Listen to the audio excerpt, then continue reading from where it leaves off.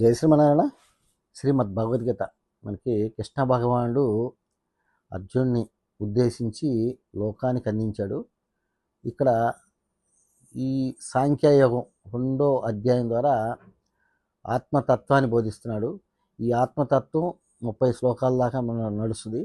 ఇక్కడ గొప్ప విషయం ఏంటంటే, మనం లోకంలో ఎంతో గురువులు చూస్తున్నాం, కానీ ఎంతోమంది గురువులు ఉన్నారు. ఈ గురువులందరూ కూడా ముఖ్యంగా ఒక భగవద్గీతని ముఖ్యంగా ప్రమాణంగా తీసుకుంటారు. ఎందుకంటే ఈ యొక్క మంచి విషయం చెప్పాలి అన్నా, ఏది చెప్పాలన్నా, శాస్త్ర ప్రమాణాలు ఏది తీసుకోవాలన్నా భగవద్గీతని బేస్ చేసుకుంటారు. ఎందుకంటే ఇది బ్రహ్మ విద్య అనమాట. అంటే దీనిలో ప్రతి ఒక్క విషయాన్ని శ్రీకృష్ణ భగవానుడు ఇది ఉంది అది లేదు అనకుండా అన్నీ ఒకే చోట కూర్చేశాడు.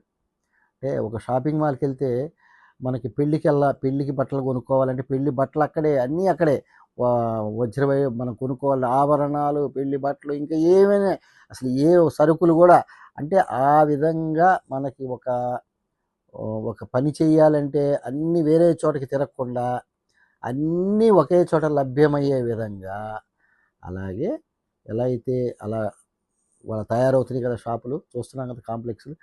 అట్లాగే ఇక్కడ శ్రీకృష్ణ భగవానుడు ఈ ఆత్మతత్వంతో పాటు మనకి లోకానికి ప్రతి మనిషికి అసలు ఏ విధంగా మనిషి ఏ నడవడికలో నడుస్తాడు, కర్మయోగాల్లో నడుస్తాడా, ధ్యానయోగంతో సాధిస్తాడా, జ్ఞానయోగంతో సాధిస్తాడా, ఏ యోగంతో ఎన్నుకుంటాడు, అంటే ఏ మార్గాన్ని మనిషి తీసుకోవాలన్నా, అంటే దేనికి మన యొక్క ప్రయాణం అంటే ఈ ఆత్మ ఎక్కడి నుంచి వచ్చిందో అక్కడికి చేరుకోవాలంటే ఏదో ఒక మార్గం నుంచి వెళ్ళాలి.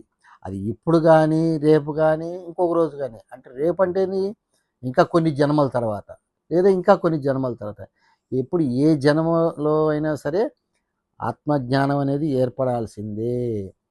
ఏర్పడిన తర్వాత కానీ ఈ లోక వ్యవహారం అంతా నశిస్తుంది. ఎందుకంటే జగత్తంతా కూడా మిథ్య, బ్రహ్మ సత్యము అంతే. కాబట్టి ఆ మిథ్యాన్ని తెలుసుకునేదాకా ఈ యొక్క సంసార వ్యవహారాల్లోనే మనిషి గడిపేస్తాడు. అందుకని ఇక్కడ అర్జునుడు కలిగినటువంటి శోకము ఏంటంటే బంధుప్రీతి, నావాడు నీవాడు ఒక బంధుప్రీతి. అలాగే దాంతోపాటుగా వాళ్ళని ఒకవేళ చంపితే ఆ పాపం ఏమైనా అంటుకుంటుందేమో అని ఒక ఆలోచన. ఇవన్నీ ఆలోచనలు ఆయనకి రావు. కాకపోతే ఏంటంటే కృష్ణ భగవానుడు కల్పించే విధంగా నాటకాన్ని నడుపుతున్నాడు, కథ నడుపుతున్నాడు. ఎందుకంటే ఆయనకు అలాంటి సంశయాన్ని తెప్పించింది కూడా కృష్ణ భగవానుడే. తెప్పించకపోతే మనకి వాళ్ళ అంత అద్వితీయమైన శ్రీమద్ భగవద్గీత గ్రంథం మనకి లోకానికి రచింపబడదు. ఎందుకంటే రచింపబడింది అంటే మనకి అందించే ఉద్దేశంతోనే మనకి అర్జునుడికి ఆ శోకాన్ని తెప్పించాడు. మరి ఇంత జరుగుతున్నప్పుడు రాలేదు, మరి యుద్ధ సమయంలోనే ఆ శోకం ఎందుకు వచ్చిందంటే మనకి అందించాలి ఈ యొక్క జ్ఞానాన్ని, మనకి ఎక్కడ దీన్ని అందించాలని ఎతికాడు. కరెక్ట్గా యుద్ధ సమయంలో దొరికింది, ఈయనకి శోకాన్ని తెప్పించాడు. కాబట్టి ఈ శోకంతో పాటు ఉన్నటువంటి మనిషికి మార్గాలు మొత్తం, మనిషి ఆత్మజ్ఞానానికి సంబంధించి, ఆత్మోన్నతికి సంబంధించి అన్ని విషయాలు దీనిలో అన్నీ కలిపి మనకు అందించాడు అన్నమాట. కాబట్టి ఈ అర్జునుడికి ఈరోజు ఆత్మతత్వంలో ఏం చెప్తున్నాడంటే, అధః చైన్యం నిత్యజాతం నిత్యం వా మన్యసే మృతం తథాపి త్వం మహాబాహో నైవం శోచితుమర్హసి.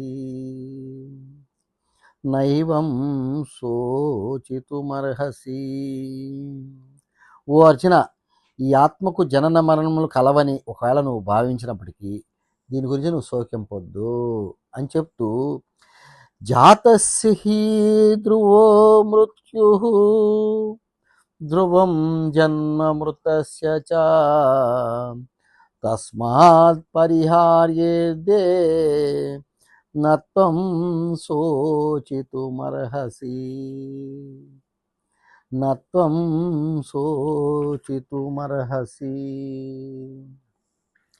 ఏలనన్నా పుట్టిన వానికి మరణం తప్పదు, మరణించిన వాడికి పుట్టుక తప్పదు. కనుక అపరిహార్యములైనటువంటి విషయముల గురించి నువ్వు శోకింపొద్దు.